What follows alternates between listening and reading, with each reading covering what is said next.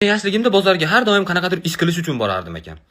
Mana misol, so'mcha ko'tara olmaydigan kichkinaligimda 5-sinfgacha bozorda so'mcha qo'roqlab o'tirardim-da. Hali bilasizmi, hamma bozorda shunaqa kichkina bolalar so'mcha qo'roqlab o'tiradigan joy bor.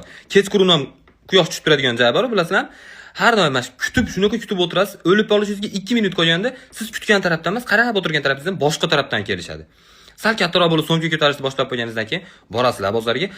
2 so'mcha narsa bitta joydan qilinadi. Qolgan 3 ta narsa qoladi. U ayizni tanishidan olinish kerak bo'lgan narsalar. U 3 ta tanish bozorda 3 ta chekkasida o'tiradi.